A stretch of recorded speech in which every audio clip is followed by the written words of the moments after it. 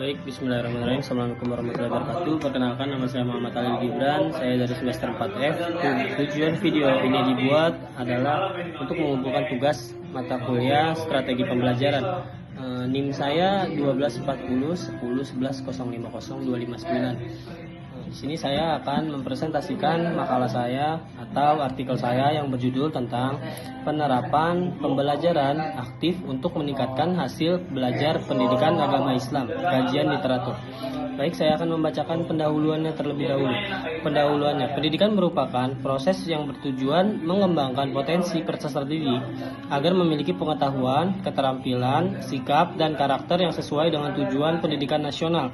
Dalam konteks pendidikan agama Islam atau PAI, proses pembelajaran tidak hanya berorientasi pada penguasaan aspek kognitif, tetapi juga pada pembentukan sikap spiritual, sikap akhlak mulia, dan pengamalan nilai-nilai Islam dan kehidupan sehari-hari. Oleh karena itu, proses pembelajaran PAI dituntut mampu menciptakan pengalaman belajar yang bermakna, aktif, berpusat pada peserta didik, sehingga tujuan pembelajaran yang dapat tercapai secara optimal. Perkembangan paradigma pendidikan menurut adanya perubahan dari pembelajaran yang berpusat pada guru atau bisa dibilang teacher-centered learning menuju pembelajaran yang berpusat pada peserta didik atau student-centered learning.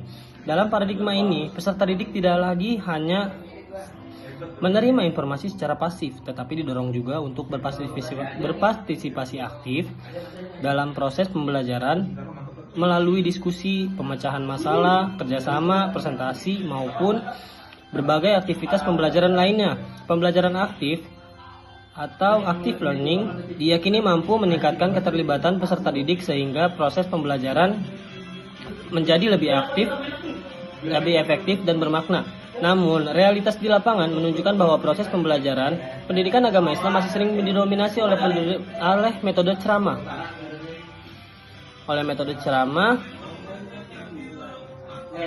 Serta lebih banyak menghafal materi daripada memahami dan mengimplementasikan nilai-nilai yang dapat dipelajari. Akibatnya, hasil belajar proses yang diperoleh sebelum sepenuhnya mencerminkan tercapainya tujuan pembelajaran PAI secara menyeluruh, baik secara aspek pengetahuan, sikap, maupun keterampilan. Berbagai penelitian telah dilakukan dan menunjukkan bahwa penerapan pembelajaran aktif mampu meningkatkan motivasi belajar, keaktifan peserta didik, kemampuan berpikir kritis, kemampuan bekerja sama, serta hasil belajar. Berbagai strategi seperti program based learning, itu suara Hafiz ya Pak, Muhammad Hafiz. Cooperative learning, discovery learning, project based learning, dan diskusi kelompok telah banyak diterapkan dalam pembelajaran PAI dengan hasil menunjukkan peningkatan kualitas proses maupun hasil belajar peserta didik. Hal ini menunjukkan bahwa pembelajaran aktif merupakan salah satu pendekatan yang relevan untuk menjawab tantangan pembelajaran pada abad ke-21. Untuk selanjutnya, saya akan menampilkan PPT untuk dijelaskan, namun nanti saya jelaskan di PPT tersebut. Baik. Oke teman-teman semua, bismillahirrahmanirrahim. Assalamualaikum warahmatullahi wabarakatuh. Di sini kita ada tugas ya guys ya, yang mana tugasnya ini strategi pembelajaran pendidikan agama Islam dalam meningkatkan pemahaman dan pengalaman nilai-nilai keislaman peserta didik.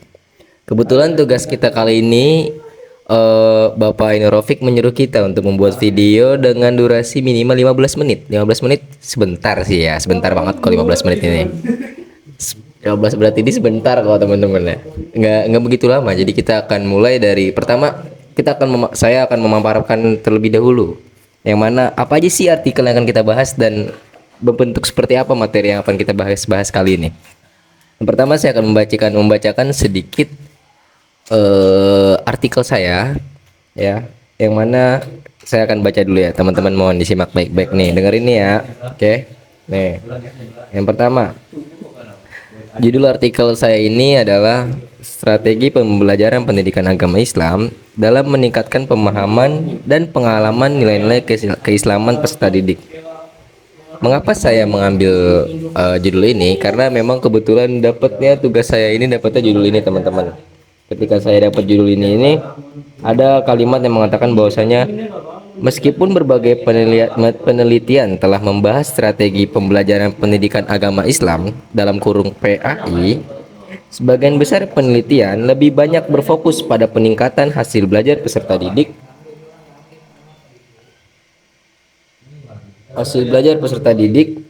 Yang mana dari aspek kognitif atau penugasan materi pembelajaran.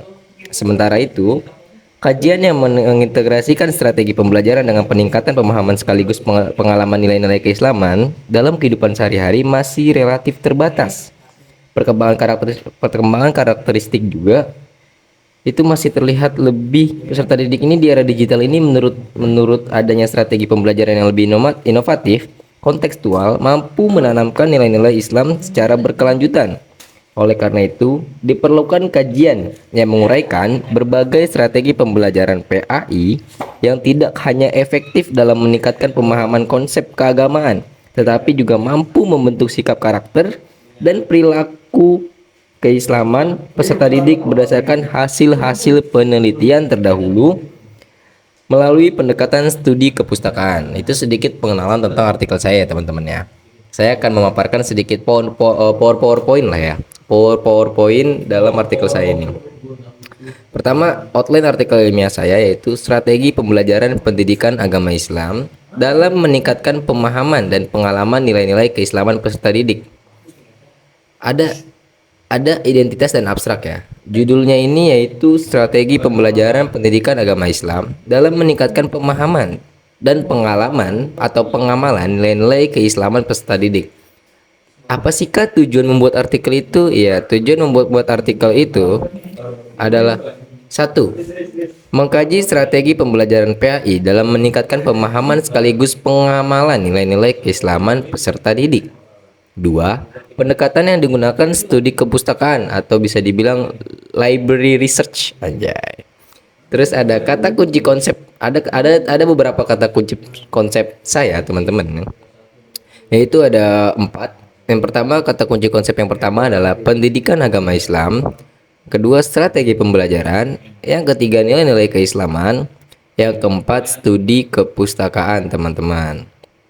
Nah, kita ngebahas selanjutnya di pendahuluan atau pendahuluan latar belakang ya. Yang pertama, 1. Fokus penelitian terlebih dahulu. Sebagian besar penelitian PAI masih berfokus pada hasil belajar aspek kognitif atau penugasan materi gitu kan. Banyaknya penelitian PAI ini masih hanya berfokus pada hasil belajar aspek kognitif saja atau penguasaan materi saja. Jadi ketika kita sebagai mahasiswa PAI yang ingin menjadikan penelitian, kita harus lebih berfokus terlebih penelitian terdahulu teman-teman. Nah, selanjutnya teman-teman, setelah tadi kita ngebahas fokus penelitian terdahulu, yang mana kedua ini ada kesenjangan kajian. Apa sih kak kesenjangan kajian itu? Ya benar sekali ya guys ya. Kesenjangan kajian yaitu kajian yang mengintegrasikan strategi pembelajaran dengan pemahaman sekaligus pengamalan nilai-nilai keislaman sehari-hari masih terbatas. Jadi masih banyak nih ketika kita dalam mengkaji itu ada kesenjangannya gitu loh. Yang mana kesenjangannya ini bisa membuat pengamalan nilai-nilai keislaman sehari-hari itu menjadi terbatas teman-teman. Yang ketiga juga ada tantangan di era digital. Nah, tantangan era digital ini karakteristik peserta didik masa kini menuntut strategi yang lebih inovatif, kontekstual, dan berkelanjutan. Yang keempat ada kedudukan PAI. PAI adalah bagian penting sistem dalam pendidikan nasional, membentuk pengetahuan sekaligus karakter dan perilaku Islami. Memang masya Allah banget ya teman-teman ya, PAI ini masya Allahnya kenapa? Karena masya Allahnya PAI ini adalah bagian penting sistem pendidikan nasional. Jadi PAI di nasional negara kita ini adalah bisa dibilang paling diunggulkan lah, paling di sistem paling diunggulin mah katanya mah begitu ya. Nah, selanjutnya slide kedua ada pembahasan 5 strategi inti.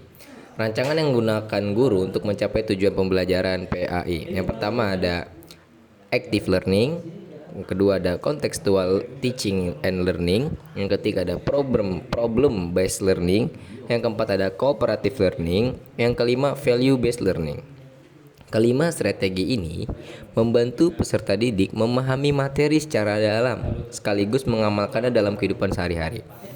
Jadi bisa dibilang 5 strategi ini yang ada active learningnya, contextual teaching and learning, problem based learning, cooperative learning, and value based learning. Ini adalah peserta didik ini memahaminya lebih gampang lah. Jadi 5 strategi ini tuh sangat diunggulkan dalam memaparkan materi-materi pembelajaran PAI teman-teman. Oke, next kita akan membahas pembahasan ya teman-teman, atau pola substansi. Naskah membuat rincian atau sub pembahasan 1 sampai dengan sub pembahasan 80 dengan isi paragraf yang identik. Berikut inti gagasan yang berulang di setiap bagian tersebut.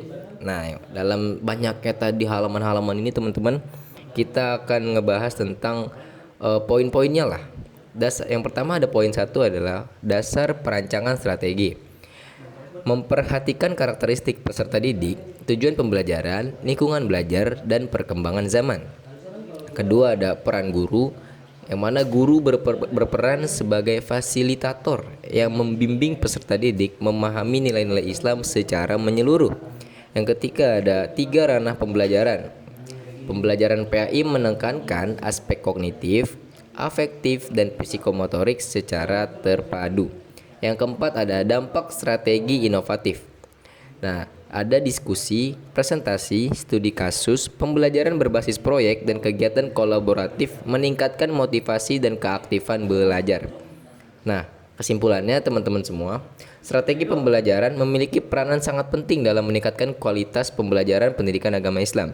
Guru perlu menerapkan strategi yang variatif dan inovatif agar pembelajaran lebih bermakna gitu teman-teman. Saya akan mempresentasikan makalah saya atau artikel saya yang berjudul tentang penerapan pembelajaran aktif untuk meningkatkan hasil belajar pendidikan agama Islam, kajian literatur. Baik, saya akan membacakan pendahuluannya terlebih dahulu. Pendahuluannya, pendidikan merupakan proses yang bertujuan mengembangkan potensi peserta didik agar memiliki pengetahuan, keterampilan, sikap, dan karakter yang sesuai dengan tujuan pendidikan nasional. Dalam konteks pendidikan agama Islam atau PAI, proses pembelajaran tidak hanya berorientasi pada penguasaan aspek kognitif, tetapi juga pada pembentukan sikap spiritual, sikap akhlak mulia, dan pengamalan nilai-nilai Islam dan kehidupan sehari-hari. Oleh karena itu, proses pembelajaran PAI dituntut mampu menciptakan pengalaman belajar yang bermakna, aktif, berpusat pada peserta didik, sehingga tujuan pembelajaran yang dapat tercapai secara optimal. Perkembangan paradigma pendidikan menurut adanya perubahan dari pembelajaran yang berpusat pada guru atau bisa dibilang teacher-centered learning menuju pembelajaran yang berpusat pada peserta didik atau student-centered learning. Dalam paradigma ini, peserta didik tidak lagi hanya menerima informasi secara pasif, tetapi didorong juga untuk berpartisipasi aktif dalam proses pembelajaran melalui diskusi, pemecahan masalah, kerjasama, presentasi, maupun berbagai aktivitas pembelajaran lainnya. Pembelajaran aktif atau active learning diyakini mampu meningkatkan keterlibatan peserta didik sehingga proses pembelajaran menjadi lebih aktif, lebih efektif, dan bermakna. Namun, realitas di lapangan menunjukkan bahwa proses pembelajaran pendidikan agama Islam masih sering didominasi oleh metode ceramah.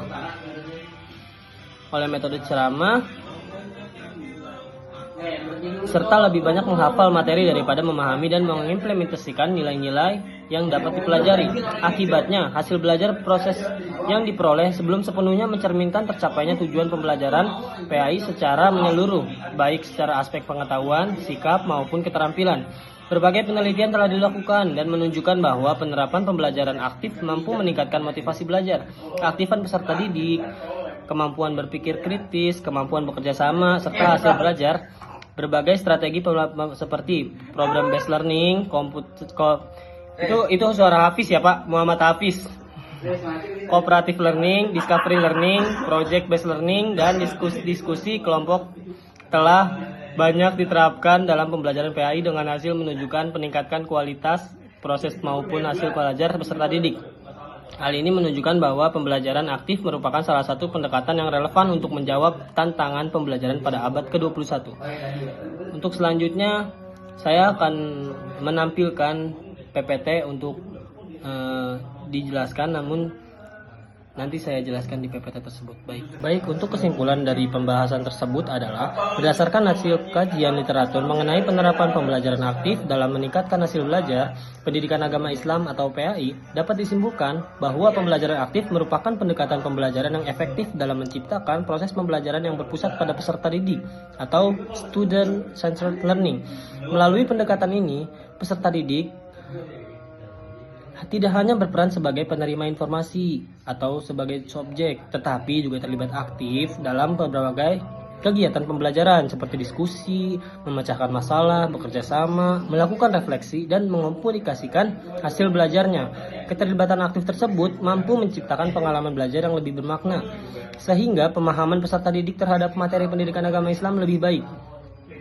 Hasil sintetis berbagai penelitian menunjukkan bahwa penerapan pembelajaran aktif memberikan dampak positif dan terhadap peningkatan hasil belajar peserta didik dalam aspek kognitif, afektif maupun psikomotorik. Pada aspek kognitif, pembelajaran aktif meningkatkan kemampuan peserta didik dalam memahami konsep-konsep pendidikan agama Islam, berpikir kritis, dan memecahkan berbagai persoalan berdasarkan nilai-nilai Islam.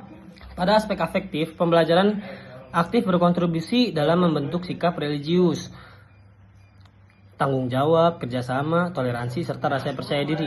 Sementara itu, pada aspek psikomotorik, peserta didik menjadi lebih terampil dalam mempraktikkan berbagai ajaran Islam, seperti membaca Al-Quran, melaksanakan ibadah, serta menerapkan nilai-nilai Islam dalam kehidupan sehari-hari. Kajian ini menunjukkan bahwa terdapat berbagai bentuk penerapan pembelajaran aktif dalam pendidikan agama Islam. Di antaranya itu diskusi kelompok, program-based learning, cooperative learning, discovery learning, project-based learning, role playing, jigsaw, index card match, serta pemanfaatan media pembelajaran berbasis teknologi. Berbagai strategi tersebut terbukti mampu meningkatkan keaktifan motivasi belajar, kemampuan berpikir kritis, kemampuan bekerja sama, serta hasil belajar peserta didik apabila diterapkan sesuai dengan tujuan pembelajaran dan karakteristik materi yang diajarkan.